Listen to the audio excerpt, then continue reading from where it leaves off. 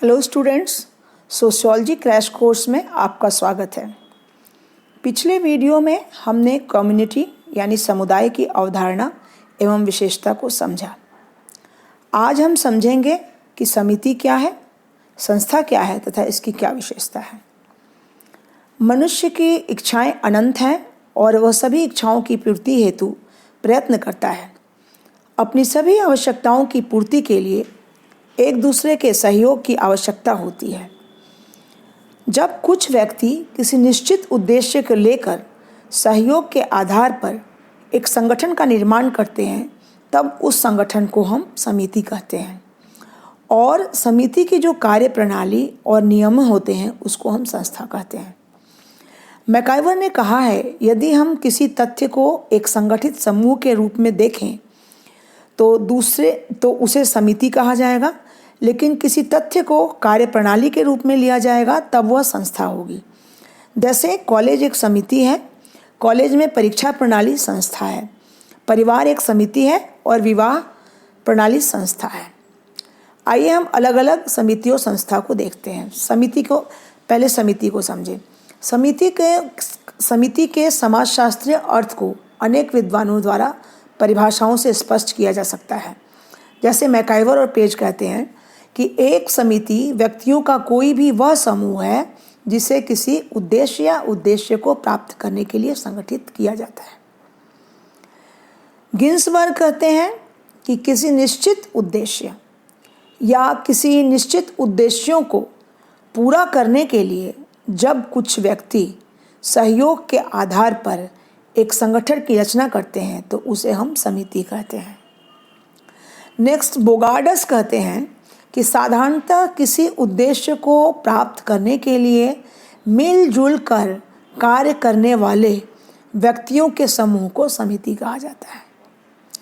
Gillin कहते हैं कि समिति के अंतर्गत उन्होंने नियमों के महत्व को स्पष्ट करते हुए कहा कि समिति व्यक्तियों का एक समूह है जो कुछ निश्चित उद्देश्य अथवा उद्देश्यों को पूरा करने के लिए संगठित होता है तथा कुछ मान्यता प्राप्त कार्यप्रणाली और व्यवहारों के द्वारा कार्य करता है।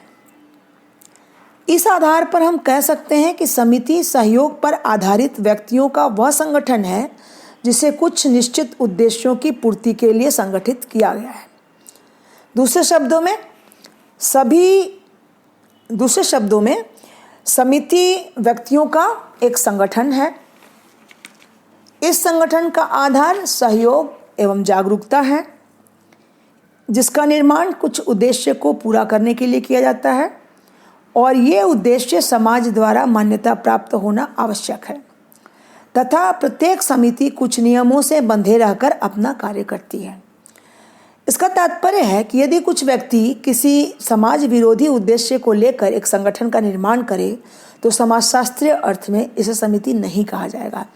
उदाहरण के लिए, यदि कुछ अपराधी अधिक अपराध करने के उद्देश्य को लेकर अपना एक पृथक संगठन बना लें तो ऐसे समाज विरोधी संगठन को समिति नहीं कहा जा सकता। समिति की कुछ विशेषताएं हैं जो निम्नांकित हैं, जो स्पष्ट होती हैं। पहला, कि समिति व्यक्तियों का संगठन है। दूसरा, इसका निश्चित उद्देश्य है। तीसरा, इसमें ऐच्छिक सदस्यता होती है। चौथा, विचारपूर्वक स्थापना होती है। पांचवा, ये नियमों पर आधारित है। छठा, अस्थायी स्वभाव। प्रत्येक समिति किसी निश्चित उद्देश्य को प्राप्ति के लिए संगठित की जाती है और जैसे ही उद्देश्य की प्राप्ति हो जाती है वह समिति भंग कर दी जाती है या उसका रूप बदल दिया जाता है। अतः इसका अस्थायी स्वभाव है। सदस्यों के बीच औपचारिक संबंध है। समिति के सदस्य एक दूसरे से उतना ही संबंध रखते हैं जिससे किसी विशेष उद्देश्य की पूर्ति में सहायता मिले। एक व्यक्ति अनेक समितियों का सदस्य हो सकता है, इसलिए उससे यह आशा नहीं की जा सकती कि वह सबसे घनिष्ठता का संबंध रखे। समिति की उपरोक्त विवेचना के आधार पर यदि हम कॉलेज, पंचायत, परिवार, मजदूर संघ का उदाहरण लें तो स्पष्ट हो जाएगा कि ये सभी समितियां हैं। कॉलेज कुछ विद्यार्थियों, शिक्षकों और अन्य कर्मचारियों का संगठन है जिसका उद्देश्य शिक्षा का प्रसार करना है। इसकी सदस्यता ऐच्छिक है तथा यह अनेक नियमों पर आधारित है। इस प्रकार कॉलेज एक समिति है। ग्राम पंचायत ग्राम पंचायत में ग्रामीणों में राजनीतिक चेतना और ग्रामीण कल्याण में वृद्धि के उद्देश्य से बनाया जाता है, अतः यह एक समिति है। परिवार का प्रमुख उद्देश्य संतानोत्पत्ति तथा बच्चों को वैध रूप प्रदान करना है। प्रत्येक परिवार के अपने कुछ नियम होते हैं जिनका पालन करना परिवार के सदस्यों को अनिवार्य होता है, अतः यह भी समिति है। इसी तरह मजदूर संघ श्रमिकों की स्थिति में सुधार करने के उद्देश्य को लेकर बनाई जाती है, तो यह भी एक समिति है। धन्यवाद।